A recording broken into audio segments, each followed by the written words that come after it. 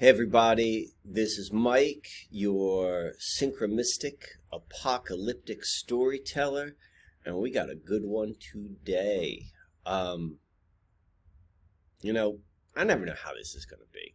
I had my mind from I don't know, 2 weeks ago, whenever it was I did the last video, that I want to continue down this line talking about consciousness, 3D, 4D, 5D consciousness. And after I did the last video, internally, I just was driven somewhere else.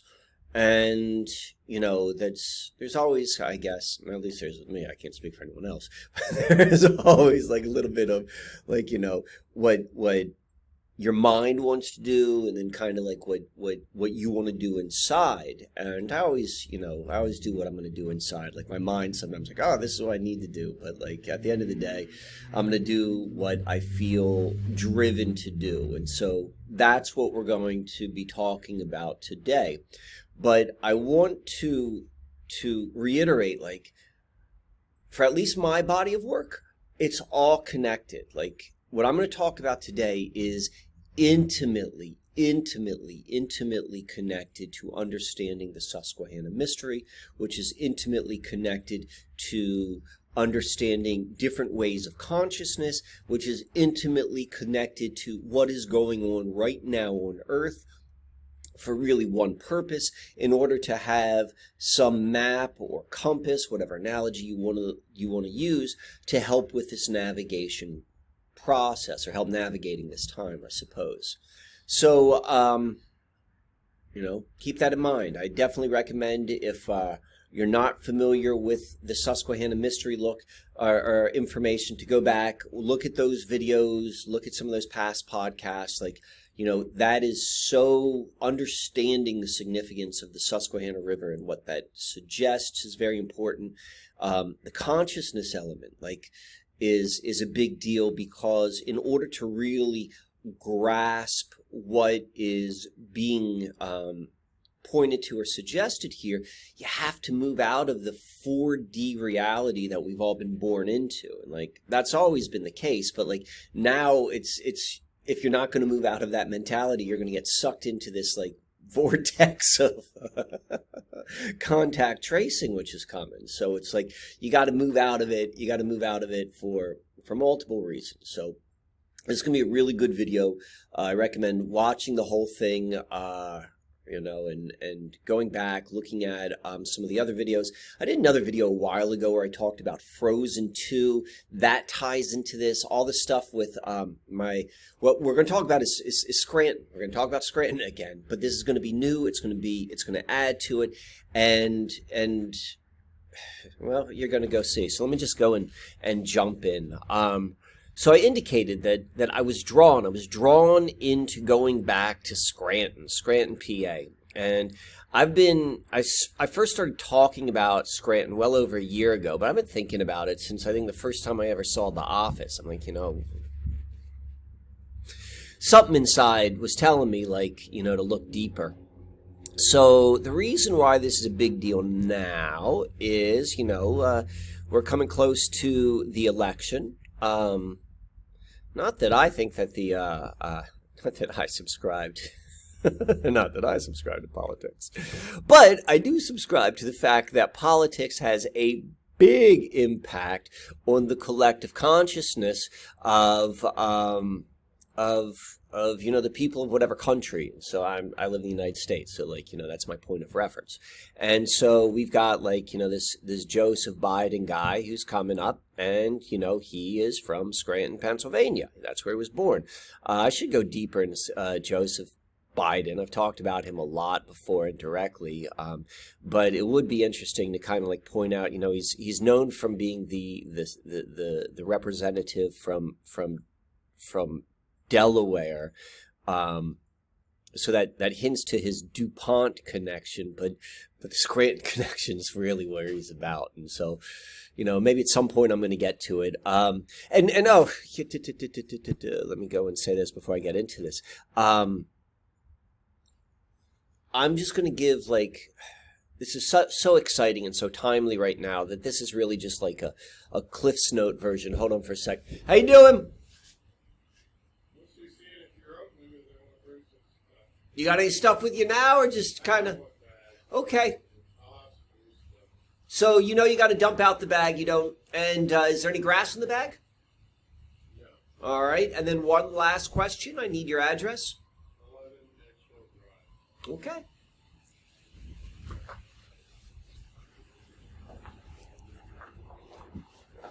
All right. Where was I? So this is just the Cliff Notes version. I need to write all this down. It's the only way that it really can settle in. You got to look at it. You got to see it. You got to let it like come in slow, not this kind of like rapid fire passing of information. But nonetheless, you know, this is what we're going to do today. So, okay. So the reason why it now is important because, like, you know, you got Biden, he's from Scranton, and then who was the previous runner, or candidate from the Democratic Party, but Hillary Clinton, whose family is also from Scranton. So much to talk about Scranton, about the people from there, but this is not the time and the place. But I do want to indicate, like, this is significant, okay?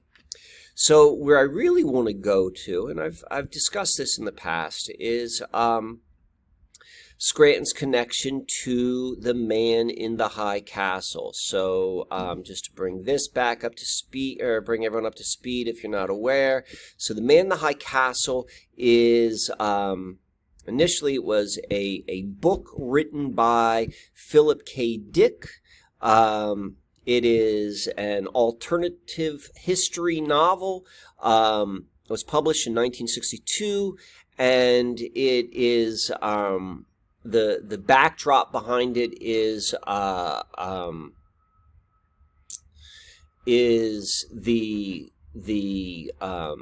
Nazis and the Japanese won World War II, and its life in America, and it deals with alternative timelines and stuff like that. And there's so much really fascinating stuff which I went into in the research and like the writing of this, but we're not going to get into that right now. But what I do want to indicate is Philip K. Dick, for whatever reason, his books have been used as have been adapted many times by Hollywood, and whenever that is done, there's a change. There's a change that happens, you know, when a book is taken from you know, a written word and produced into a movie or a TV show, and there's some you know, there's the original narrative done by the author, and then there was the creation or the changes that were done by whoever makes the movie or the show. And so a lot of Philip K. Dick novels have been used as the setting for then what would become movies, which have been used very consistently as, you know, whether it's predictive programming or releasing information or truths about what's coming, you know, Minority Report, Blade Runner, stuff like that. But Philip K. Dick definitely plays into that role. He introduced the idea of like all of this being a simulation like back in the 70s. Whatever he is, he's definitely like, whenever his name comes up, you want to pay attention to like, okay, what is being released. And so The Man in the High Castle is particularly significant because this novel for Dick won the Hugo Award, which is kind of like the Academy Award for science fiction novels. So came out in 1962. So then The Man in the High Castle became a television program which was based upon Philip K. Dick's novel. It was released, the pilot says right here, came out in 2015. The last episode came out in 2019. You know, right before all the weird stuff began. And this was an Amazon product. This came out and was released on Amazon Studios. And so we've got, like, you know, Amazon right there. I've talked about this before, but Amazon as a company is a very, very, it's probably the clearest example of, you know, modern river goddess worship in play. But nonetheless, and that what the point I want to try to make right now is it became a TV show, some 50 some odd years after the release of Philip K. Dick's novel, and there were some changes. There were changes made as it became a TV show, and it was brought into a TV show from this guy Frank Spotnitz, who was really broke into Hollywood as a writer for the X-Files. So take that into consideration and what's being released and so forth. But anyway, so what I want to focus on, and the reason why we're talking about this is this was part of the TV show and not part of the Philip K. Dick novel. And it's this thing called the, I can't speak German, Die Nebenwelt. And this is, from like a fan page on the TV show of The Man in the Higher Castle. It was a device which was used to go and transfer and have travelers go between different timelines of reality, different dimensions of reality. And they say that this device was constructed deep within the Lackawanna coal mine in the Poconos. The site was chosen not only because of its proximity to a rare anomaly, a particularly thin area in the fabric of reality, which would make it much easier to breach into alternative worlds. So that's it. That's what I want to focus on right now. So what they're saying is this area underground in the Lackawanna coal mine is where there is an anomaly, and this anomaly is a thin area in which the fabric of reality can be penetrated. I want to point this out. Also, John Smith is the name of character in the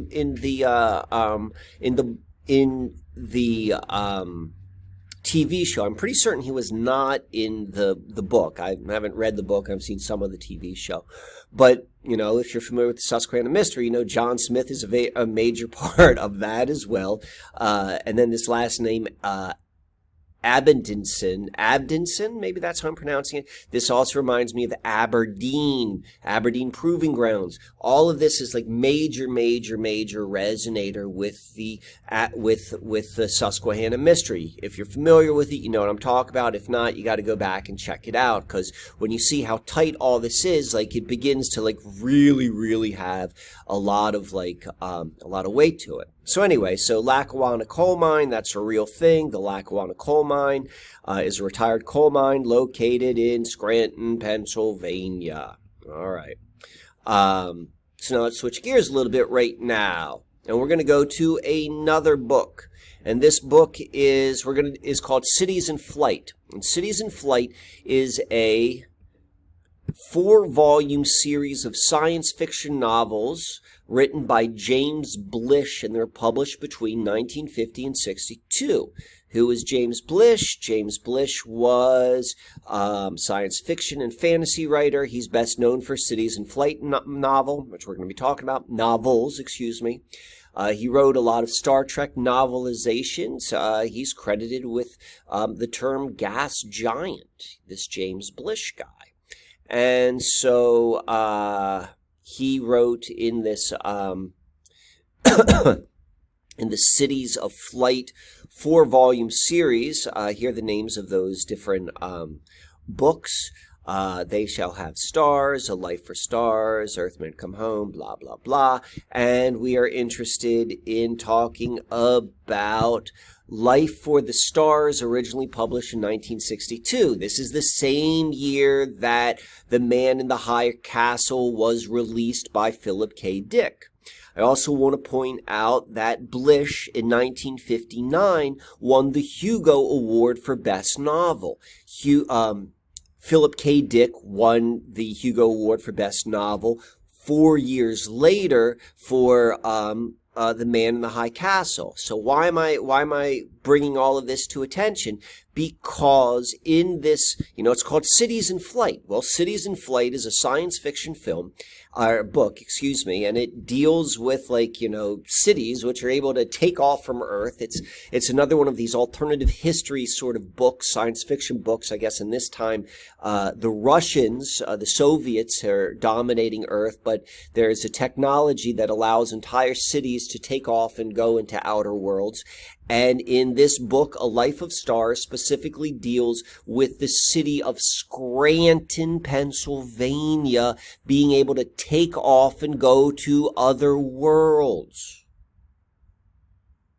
So now we got two times with these really major science fiction authors in early 60s, all pre-JFK assassination. Something major happened on the timeline with the JFK assassination. It's also when Doctor Who came out.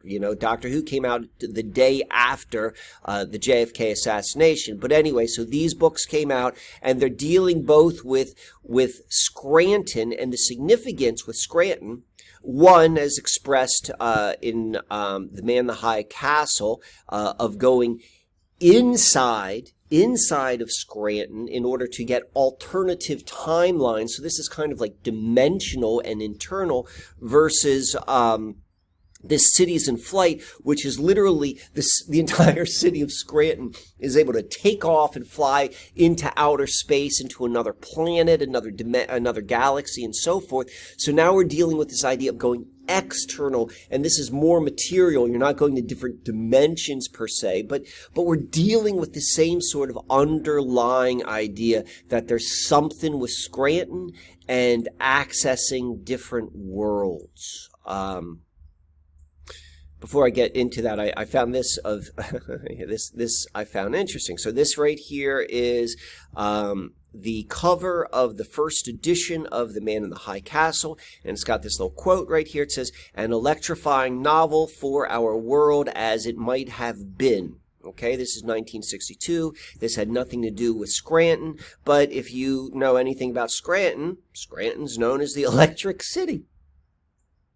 It has nothing to do with Scranton in this book. It wasn't until it became a TV show that they linked it to Scranton. But we can see in this kind of synchromystic way that it's already kind of hinting at Scranton's connection. So, okay. So we're dealing just synchromystically right now. We're saying all right, well, you got two books. They're connected, they're science fiction, it's kind of interesting. They're pointing to Scranton, but all right, well, what's the big deal? What's the big deal? So I'm going to show you what the big deal is. You ready? You want to see what the big deal is? I'm going to show you what the big deal is. So remember here, we got this anomaly. The site was chosen because of its proximity to a rare anomaly of a particularly thin area in the fabric of reality. So let's go look at friggin' Scranton, PA, my friends. So this here is a distribution of Pennsylvania coals. And you see right here, this is called the Northern Anthracite Field. Right here, you see this pink patch right here? We've got bituminous? Am I saying that right? I hope I'm saying that right. Bituminous and anthracite. We're going to get into coal in a little bit, but we're going to see why this is a big deal. So right here, we could see, you see this pink region right here. We could see this is that same region right here. Right here, we've got Scranton, we've got Wilkes-Barre, we've got all of this stuff right here. And what's actually happening, all of this curvature which you see, Pennsylvania, I mean, you don't think about it. If you're not from Pennsylvania and you're not a geologist, you wouldn't know this. When you think of interesting geology, you're going to think of Utah and stuff like that. And there's a truth to that, but there's something unbelievably, an anomaly within Pennsylvania and the minerals which are happening there. But what we have right here, this curvature is showing the Appalachian Mountains. And what we have in this pink spot where you have all of these cities, this was a valley. This was an area which was habitable, and so this is where people came and they lived for, we'll just go on just very practical reasons, because it was in the valley. But let's talk about this valley right now. So this area right here, this northern anthracite field, this area right here, it is the largest, most concentrated anthracite deposit in the world. So remember, we're talking about an anomaly. This is an anomaly. There's no place like this on Earth which has this concentrate. Hold on for a second. How you doing? I'm doing. I recognize you. You guys seem to know the drill, so just go right ahead. We got another load of the leaves here. We got a lot of trees. All right, take care. All right, so we got an anomaly. So let's go talk about, this is what anthracite looks like right here. Let's get out of 4D consciousness. Let's get out of like what you think anthracite is. Let's get out of like what you think coal is. Because like from a 4D concept, like coal is a fossil fuel. It's like, you know, something which is burned. All these different things. It's fossilized plant matter. Okay, this is what coal is. So before we even like go into anything like deeper, let's just get into what coal friggin' is. It's a rock that catches on fire. That's it. That is it. That is how it separates from all of the other mineral kingdom. It is a rock that catches on fire. No other rocks catch on fire. And without getting into any sort of like why that's going to be beneficial in terms of like human experience, let's just say that it is different than coal is different than every different type of mineral on the planet because it's the only rocks that catch on fire. Okay. Now let's go a little bit friggin' deeper now. Are you ready? So anthracite. Anthracite is relatively rare, representing only 1% of the coal's resources. So of all the coal, of all of the fire rocks on the planet, only 1% is anthracite. Only 1% of anthracite. And then of that 1%, the largest, most concentrated area of this anthracite is found in friggin' Scranton, where they're telling you there's there's something about accessing different worlds. It's not even like, let's not take that too seriously right now. Let's just be like, okay, this is kind of interesting. And I want to go like a little bit deeper as to why anthracite is so interesting. So actually, let's go and let's look at this thing right here. This is leading countries based on their hard coal reserves. Anthracite is also known as hard coal, or said the other way, hard coal is also anthracite. You can see United States. This is all from northeastern Pennsylvania. This 219 million metric tons. Next is China, India, and Australia. It says right here, even anthracite is not a monolith in terms of quality. Some large deposits in the Far East, primarily China and Eastern European material, is semi-anthracite, lower quality. Okay, so what they're telling us right here is this stuff is different than the Pennsylvania, the Lackawanna, the Scranton anthracite, which is buried deep. So let me go and explain what this is. And so we want to get out of our head, the fourth dimensional consciousness of like, oh, this means that in terms of like fuel source and crap like that. And let's just look at it as it is. So anthracite, and we'll look at it from a chemistry perspective, but in order to free ourselves from it. Anthracite, in order to be qualified as anthracite, it has to have a very, very high carbon content. It is less volatile than all of this. Remember, we looked at this map right here, this bituminous coal. So bituminous coal is what most people think of as coal, is this sooty, this dark, this nasty sort of coal. And then we have this anthracite. And so what anthracite is, it is pure. Okay, and what does that mean in terms of like an actual material thing? It means that when it burns, there's no friggin' smoke. There's no dirt to it. From a chemical perspective, it's pure carbon. So there are other things which are carbon. We've got graphite, which is pure carbon. We've got diamonds, which are pure carbon, but they're not in this kind of family. That's a misnomer to think that they are part of the coalification process. That is not the case. How do we know that? Because those things don't burn. They have other qualities. They have other qualities, but we're talking about burning rocks, fire rocks. Not rocks made by fire. That's something else, and there's something important about that. But these are rocks that catch on fire. And what we have right here, is the purest. Hold on for a sec. How you doing? I'm doing well. Thank you for asking. This is my first time here. This is it? Yeah. Welcome. I hope I'm going to live up to your expectation. All right. So I see you got bags in there. Yeah. You know you got to empty the bags out? Okay. All right. Did they tell you can't have grass in there? Yeah, it's just me. Okay, that's good. And then here's the last thing. I need to know your address. 1504 Springside Drive. All right. Go right ahead. Just throw it into the big pile over there. And then with the empty bags, I'd recommend if they're in good condition to take the bags with you to reuse them. But if they're not if you're not able to do that, just throw them away in the dumpster behind me. You're welcome. All right, where the hell was I with our understanding this rare anomaly? It's just gonna get weirder, okay?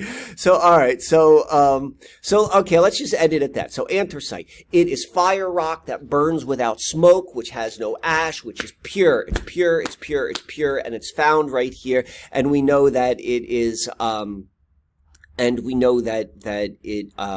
is associated with what the synchromystic science fiction writers are telling us are. Hello. All right. Any grass in that bag? All right. And one last question. What's your address?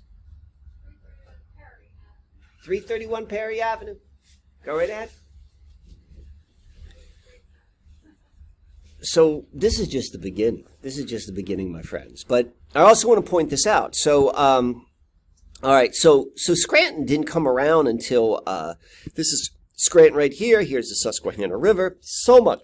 I mean, I've talked about it before. There's so much going on in Scranton, but we're focusing on this coal aspect and what anthracite is. So this is, when we think of the city, we think of the culture, we think of, this is built upon this pocket of immensely pure, fossilized, organic material. That's what anthracite is before we do anything with it. And there's a lot of like, nasty stuff which has come out of Scranton. I'm not saying that Scranton's a nasty place, but but we're going to get into this a little bit deeper. So anyway, what I also want to point out is right here, is Wilkes-Barre, and this whole area. Scranton is the biggest known city right now. It was founded in 1856, but Wilkes-Barre, right down south, is about 10 miles away. This was first established in 1769. Before that, this was just known as the Wyoming Territory. This is where the state of Wyoming gets its name. There's so much history. There's so much important understanding of events that shaped the unfolding of the American story, which then became the unfolding of, the last 400 years. And it happened right on this spot. So that colors the unfolding of reality. That's why I want to point this out. So, okay, so where do we want to go to now? Talk a little bit about Wyoming. This area was really significant. We knew the Susquehannocks lived there, the Delaware, or the Lenape. This is south of the Iroquois Nation. This area is so significant to so many different people for so many different reasons. And we're beginning to understand that there's some real interesting significance on a geological, physical, material level. But now let's go back to our synchromysticism. So Scranton is best known to people nowadays because of TV's The Office. And I've talked about that before. TV's The Office is a Tavistock product. It is definitely about behavior modification, all sorts of different stuff. And I'm going to go into that more when I write all this stuff down, but I'm not going to go into it right now. But I do want to just highlight a couple interesting things. We could see the Office, it first was released 2005, March of 2005, and this coincided with the release of the 40-Year Virgin, which was first released. It says, I guess it had like an initial release just in Los Angeles on February 2nd, and then like a larger release. How you doing? Good to see ya. You know what to do. Thank you.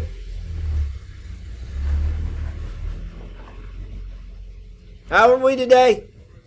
I'm doing well, thank you. You know what to do? All right. All right. So, February 2nd. I look at this a lot, the release dates. I haven't seen this many times, so I find this interesting. This like February 2nd and August 19th, 2005 is when it came out. Steve Carell was the main star of 40-Year-Old Virgin, and though the Office was an ensemble cast, he was the primary star. And Steve Carell was like a known actor at the time. He's been in a lot of movies. He was in some TV shows, but always as kind of like a secondary or supporting role. So there was this 1-2 punch with this releasing him as A-list actor, someone who can carry a program. And so that's being expressed from just like normal, the business of Hollywood, if you will. But we know it's much, much deeper than that. And so where I want to get at is you have to take in consideration that these two they're connected. The character of Michael Scott, that's the name of the character who Steve Carell played on The Office. Michael Scott is a reflection of, or a continuation of Andy. I don't remember what Andy's last name was from the 40-Year-Old Virgin.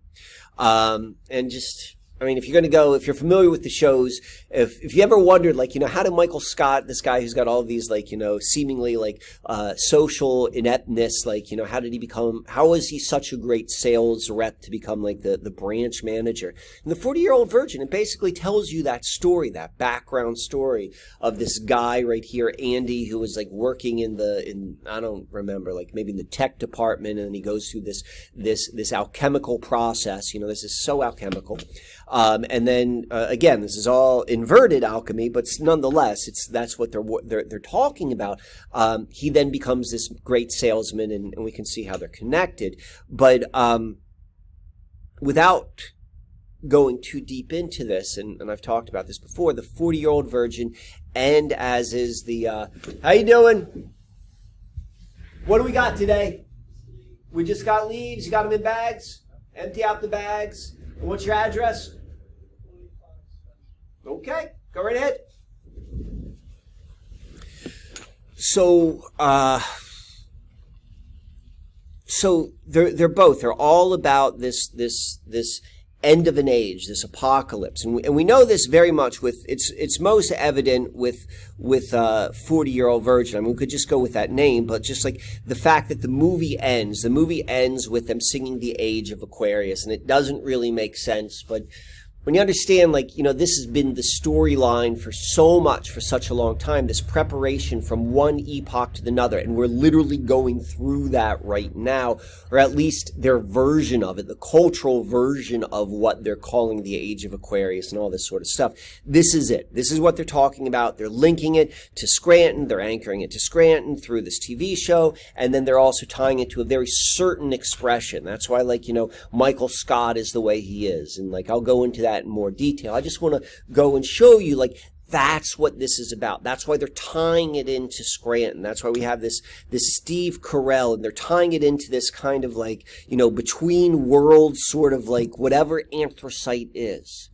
Fourth dimension, anthracite is coal. It's used as a fossil fuel for this. Let's not get into what this is yet. Let's just say we know that there's more to the story than just that, and we know it's an anomaly, and we know it's immensely special because it lights on fire and there ain't no smoke. So okay, so this is going on. We got the oh, this is what I want to show you before I go on the next level. So it just gets even more when you're beginning to pay attention to the details, you can see the level of how synchromystic all of this is. So I talked a little bit about how Scranton first started out as it was known as the Wyoming Territory, and then it became Wilkes-Barre. And if you know your American Revolution, you know some of my other videos I've talked about the Battle of Wyoming, the Wyoming Massacre, and why that's so significant. And where did that all take place? All of that, it took place at this area right here, the Wyoming Massacre, which gives us Bloody Rock and Queen Esther. And Queen Esther ties into all of the really rich river goddess worship stuff. Go look at the goddess worship stuff if you want to go down and see how this ties in. But Queen Esther was involved in this massacre on Wyoming, and it took place at Forty Fort. Forty Fort was first established in 1778. Forty Fort, right? You know, this is the Bloody Rock. This happened right here. Here's your Queen Esther. It's on Forty Fort. It's located all right here. The Battle of Wyoming. Why is that important? Because we've got the 40-year-old virgin. It's all the same symbology. It's all coming back. It's being used again and again and again in this weird, strange dream of life experience that we're having right now at this seemingly end of a particular era and birth of the next. So again, I know I'm not going too deep into this. Like, I've covered this before. This is the Queen Esther stuff. Major connection to like how it ties into the Susquehanna River, but this isn't where we're going. We're going somewhere else. So where are we going right now? One step deeper. So now let's go. We talked about Michael Scott, right? That's his name right here. It's Michael Scott. We talked about right here. We talked about authors. We talked about all of these things. So this is not the only Michael Scott who's in our popular culture right now. The other Michael Scott is Michael Scott, the Irish author. He has produced over 100 books and more than 30 years of writing. This dude is prolific as can be. This guy puts stuff out, and he's probably best known. This guy is an expert of mythology, particularly Irish mythology, particularly like knowing everything about what is it? Danu Tannen? I can't think of what it's called. The mythology behind the Celts. Like, you know, this guy is tapped into something, and his best known work, and I think from my experience reading it, and I read it to my children, is through his 6-book series known as The Secrets of the Immortal Nicholas Flamel. And the first book is called The Alchemist. All right? We're talking alchemy. And so we've got Michael Scott. He also wrote some episodes of Doctor Who, and we know how significant all of that is as well. Looks like I got some work going on in the back. I'm just going to keep talking because I'm on a roll. I'm not going to stop and wait till this to be done. So hopefully that's not going to be too disturbing for you folks. So Michael Scott. Michael Scott's books. You know, it's about the end of an age and the birth of a new age. It's the same motif. But this time, it's tying into Atlantis, whatever the hell Atlantis is. Whatever the hell Atlantis is. So right now, we're not getting into answers. We're not looking to like necessarily understanding the mystery. We're just trying to get some bearings as to what are we waking up to. I recommend these books, being able to look at it with the fifth dimensional elements. But what's so phenomenal about these books is the same cast of characters which are in the Susquehanna mystery are in these books. Who's the main bad guy? Dr. John Dee, the necromancer, the English magician, the advisor to Queen Elizabeth. There's so much being passed on to this.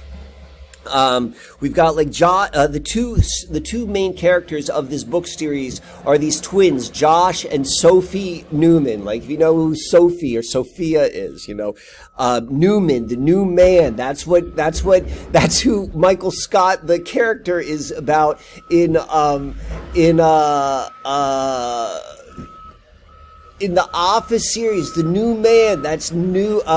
The Neo in the Matrix. We're talking about the new man. This is all coming back to the same place. And it's pointing again and again to this location with this like anomaly with whatever anthracite is. I've gone in other videos where I talk about the significance of the Gaelic language in Susquehanna and all of this area. Like, it's deeply, deeply connected. You know, I don't want to give away what these books are, but I just want to show you that it's the same idea, and we're witnessing it in front of our eyes. Maybe what I don't believe the story which is being told to us is exactly like the full story. I believe there is a bit of a hoodwinking going on. That's my particular interpretation, but it is pointing to a truth. And the truth is all of life on Earth, the experience of life on Earth is changing, and that is the end of this particular age. And I would highly recommend like looking at these Michael Scott Alchemist series as gaining some sort of insight as to the depth of understanding. This guy was a master mythologist. Is that even a word? And in these books, he pulls in every type of mythological character and ties them in. And it was, if you got children like in that 9 to 13 age, read those books to your kids. Get them off the computers and read those books. That's why I'll get off my soapbox right now. That's what I do with my kids. Hold on for a second. How you doing? Every day I see you. Not every day. All right, fair enough. I bet you the yard's looking pretty good about now. Getting there. I have an acre and a half. All right. Woods that have many years ago. Well, yeah, I would. Maybe next year. Maybe next year. Well, what do they say? You eat an elephant one bite at a time. That's how I look at it. It's the only way. It's overwhelming. All right, my friend. All right. So again, more synchromysticism. All right. So now we're starting to wrap this up because you're going to see where this all comes together, and this is just nuts. It's nuts. Okay. All right.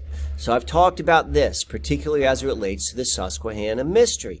And I've talked about the Herkimer diamond, okay? The Herkimer diamond is this very unique form of quartz crystal, which is found in one part of the world. Remember, we're talking about this anthracite. It's only found in one part of the world, or like this concentration is the highest concentration. The same thing is with these Herkimer diamonds. These Herkimer diamonds are found in the what's in Herkimer, New York, which is about 15 miles away from the source of the Susquehanna River.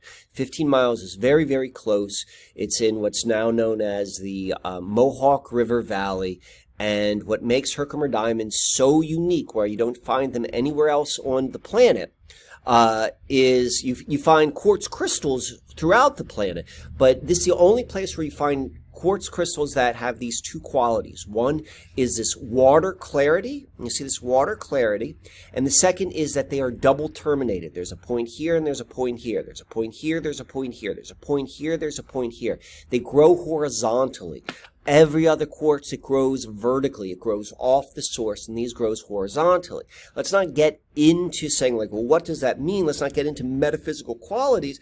Let's just accept for a moment that this is immensely unique. Okay? All right. So now let's go and put our two unique stones together. So here's our map right here. You see our map right here. And we've got right here, this is Wilkes-Barre, this is 44, this is where the real action is. I mean, this whole area is all of this Scranton, this Lackawanna coal mine, this anthracite. And then right here is Herkimer.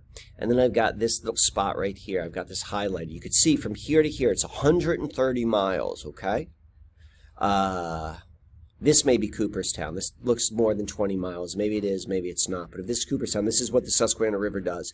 Starts right here, goes up here. It turns right here in Binghamton, New York. Binghamton, New York, right next to that is Endicott, New York. That is where IBM began. You come down the Susquehanna, you go past Scranton. This is Susquehanna River right here. You go past where I live. It goes in the Chesapeake Bay, goes right by Aberdeen, which is where you got the first computer, ENIAC. Like you know, are you seeing that this is a dream?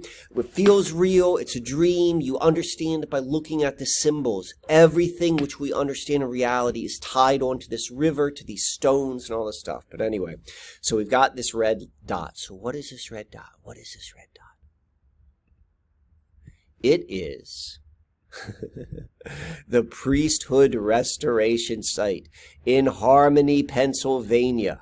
The Priesthood Restoration Site. And this is I'm not a Mormon. I'm not supporting a Mormon understanding of reality. I'm not challenging it. I'm just saying that it exists, and this is where they say their story began.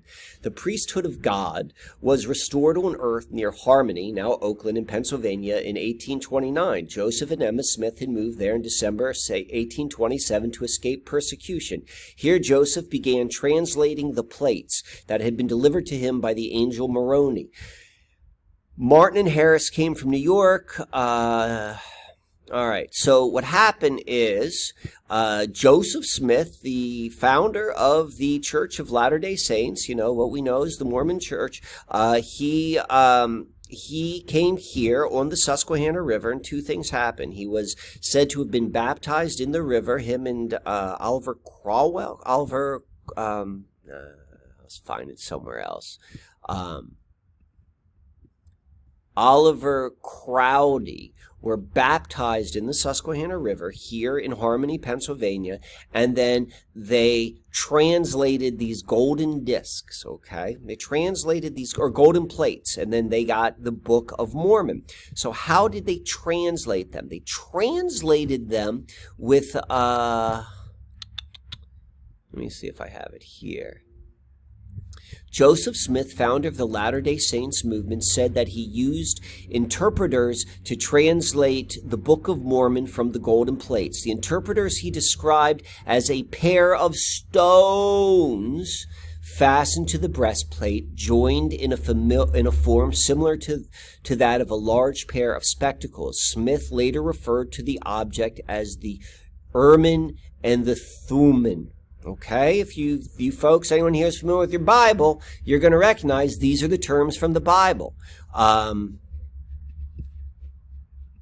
this is where this spot right here is where Joseph Smith is said to have used these stones to translate the golden plates into the Book of Mormon. And so let's go look at these stones, which are called the Urim and the Thummim, okay? They are two stones. We could say they are used, they're Hebrew letters. We could see they're used in the Yale University coat of arms. Yale University, skull and bones, this. There's such a, I don't want to go down that path, but it connects as well. So we know that there's something with the stones. We know there's something with this Urim and this Thummim, this black stone and this white stone. The priest could use the Urim and the Thummim to determine God's will in a particular situation. I suggest we take that to be a little bit symbolic of being able to determine God's will, and I would say helpful to understanding what's going on in reality. But here, this guy, let me read a little bit of this. Van Dam, I guess Claude Van Damme, I don't think it's that one, but he is a Old Testament scholar, and he mentions the idea that when the two stones or sticks are thought of, one is called the Urim, one is called the Thummim, one is black, the other is white. One is clear. Where's the other? Where's a picture of my other stone? Where's the picture of my other stone? Right here. One is black. One is clear, one is black. Okay, look right here, remember? We've got this. Here's our clear stone. Here's our black stone. This is where Joseph Smith, he used the Urim and the Thummim. I always call them Urim and Thummim. I've been talking about these stones in my mind, for years and years and years. They've always been jumping out at me. So, okay, so that happens right there. We've got that. We could see in the Hebrew Bible. So these stones have been used for in some level, they're told to us to be used as a way of reading reality.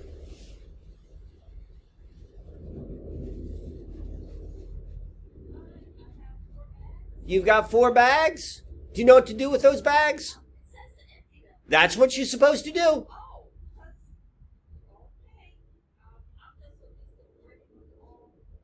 That has changed. That's why I have to ask everyone, because people remember the old days when you could just throw the bags, but we don't do that anymore. So the second question is, in those bags, do you have any grass? Okay, that's good, because we can't have any grass. And then lastly, and I think you've already answered the question, but I'm going to ask it nonetheless, because You know, this is what they pay me. They pay me to do one thing, to ask this question. What's your address? 118 Okay.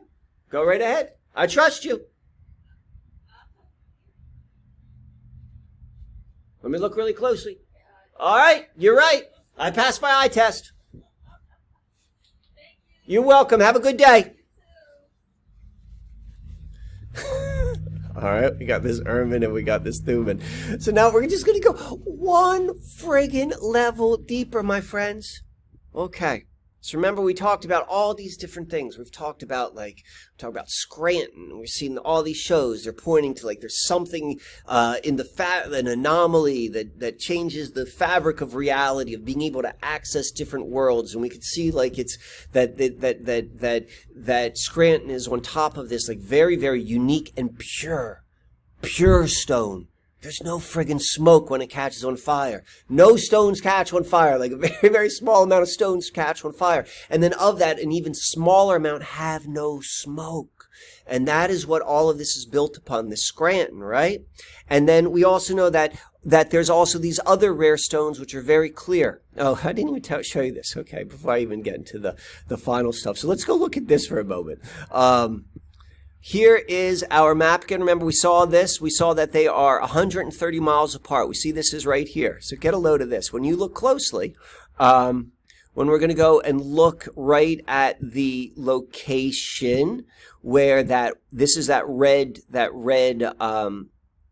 marker is, this is where it says the priesthood restoration site. This is the Susquehanna River. We can see it's exactly at 80 miles. We can see this is one end of it right here, and we can see that it says 130 miles. It's right on the Susquehanna River. It's right at Wilkes-Barre. And then we can see this is the other part where it begins at 0. This is Herkimer, New York. This is the Mohawk River. It's basically in the same area. So what we see here is it is located. This is 0 miles, and then this divider where in Harmony, Pennsylvania, is where using the black stone and the white stone, or at least the symbolic black stone and white stone, Joseph Smith was able to read these plates. This is at depending upon where you are, it's 50 miles from here and 80 miles from here. So we've got 50, 80, 130. If those numbers sound familiar to any of you, that is because they are Fibonacci number sequences. 5, 8, 13, 5, 8, 13. This is in perfect harmony right here. Harmony, Pennsylvania, right there. Golden ratio. All right. So now I'm going to go one last thing, and then I'm going to give you a big revealing, and then we're going to be done. I'm thankful for anyone who stuck around this long time, but for those of you who did, you're getting friggin' gold.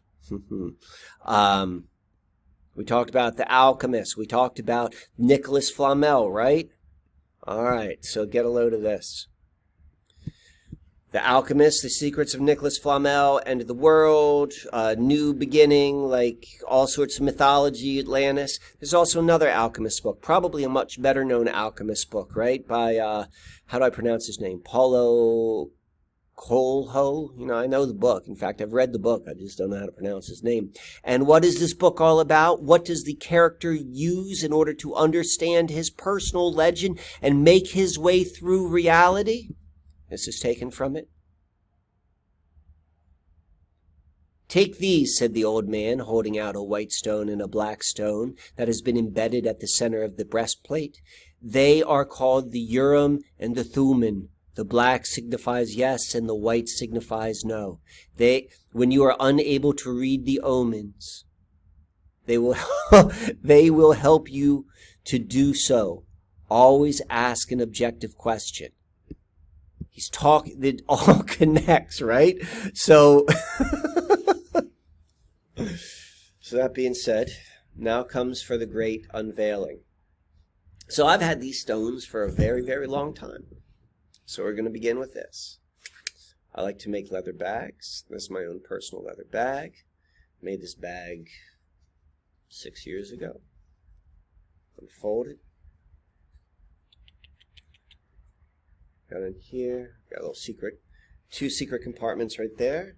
And then in here, what I'm going to show you, this is my own personal Herkimer diamond. And this was a gift. When I visited Herkimer, I stayed at an Airbnb, and the host, which I stayed at, was kind enough to give me this stone. And this here is another bag. This I discovered. I found down here in Lancaster when I was hiking, probably right around the same time that I was discovering that I went up to Herkimer. And what we have is a piece of anthracite.